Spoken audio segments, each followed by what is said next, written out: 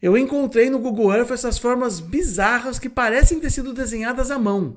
Chegando mais perto, dá para ver que no centro de cada quadrado tem uma vila.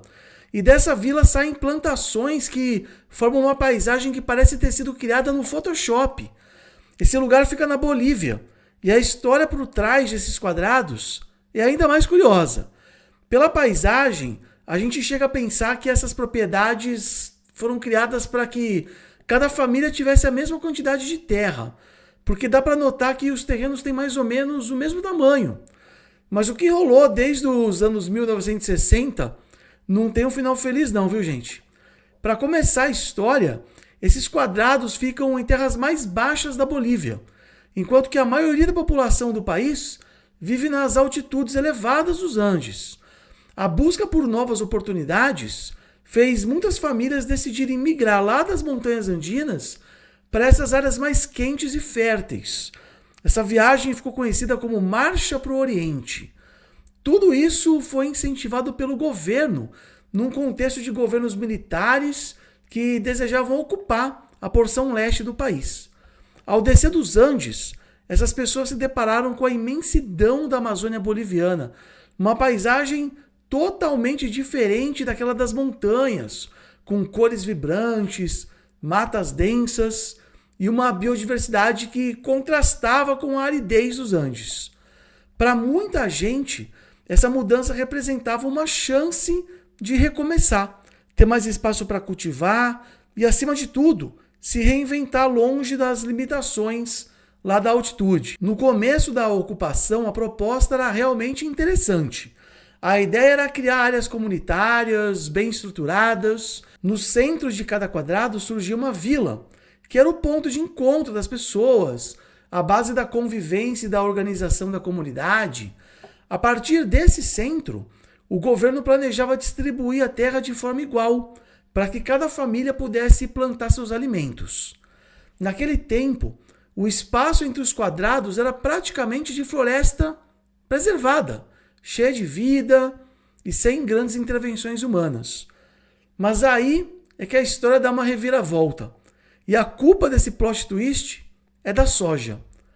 Olha só nessas imagens de satélite do Landsat o que acontece desde os anos 1970. Os quadrados vão aumentando de tamanho e a floresta entre eles vai diminuindo e, em muitos casos, desaparecendo. A chegada e a expansão da soja mudou pra caramba a paisagem. No final dos anos 80, a cultura da soja chegou como uma febre, com bastante influência no que já vinha rolando no Brasil e na Argentina. A princípio, o cultivo da soja parecia interessante para os agricultores dos quadrados. Os preços atrativos, o mercado em expansão e a promessa de lucros maiores fizeram os pequenos produtores enxergarem uma oportunidade única. Só que para colher esses frutos, ou melhor, leguminosas, aliás, biólogos me corrijam se eu falei alguma bobagem, era preciso investir pesado em maquinário, insumos modernos e técnicas de agricultura intensiva.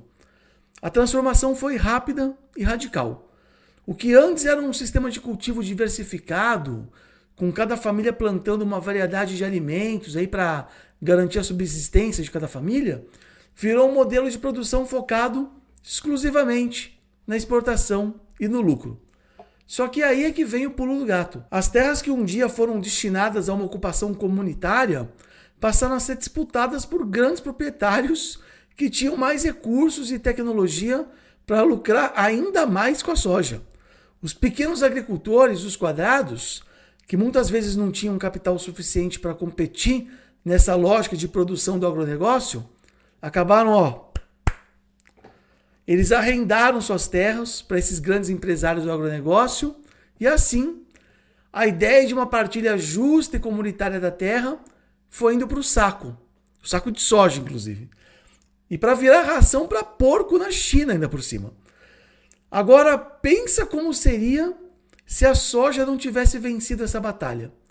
A gente poderia ver uma paisagem bem diferente, onde os conhecimentos ancestrais das populações indígenas, combinados com uma forte noção de comunidade e a sabedoria tradicional teriam permitido o desenvolvimento de sistemas agroflorestais.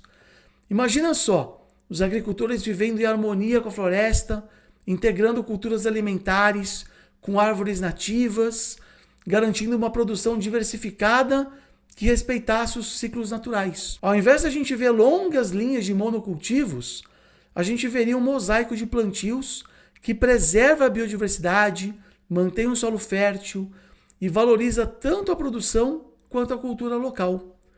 Mas, infelizmente, o que acabou rolando foi justamente o contrário.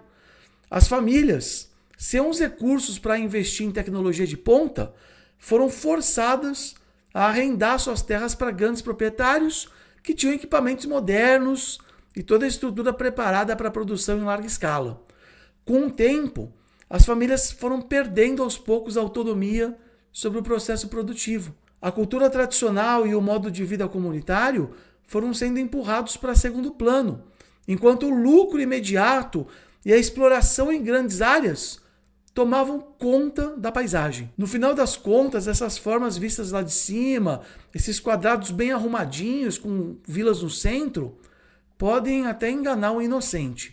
À primeira vista, dá a impressão de que existe uma distribuição igualitária da terra, uma organização planejada para o bem de todos, mas por trás dessa imagem existe uma história bastante triste de transformação e de desigualdade. A beleza que a gente vê do alto pode esconder desafios que só se revelam quando a gente não se contenta em ver as geometrias e passa a considerar as geografias de cada lugar. Essa é a história dos quadrados da Bolívia, um símbolo dos sonhos e das conquistas, mas também de perdas e escolhas difíceis. Conhecer a história dos lugares é fundamental para entender os desafios e, quem sabe, buscar caminhos para um futuro mais justo e sustentável. Valeu por acompanhar essa viagem e refletir comigo sobre esses caminhos, porque é justamente pelo conhecimento e pela conscientização que a gente pode imaginar e construir paisagens melhores para o nosso mundo. Se você gosta do que eu estou fazendo aqui no Geopanoramas, dos meus vídeos, considere ser um apoiador. A gente tem uma comunidade bem legal, eu entrego recompensas para quem fizer parte do meu Apoia-se. O link está aqui na descrição desse vídeo. E claro, se você assistiu esse vídeo e não está inscrito ainda no canal, se inscreve, porque tem vídeos muito legais ainda por vir aqui no Geopanoramas. Um grande abraço, até mais!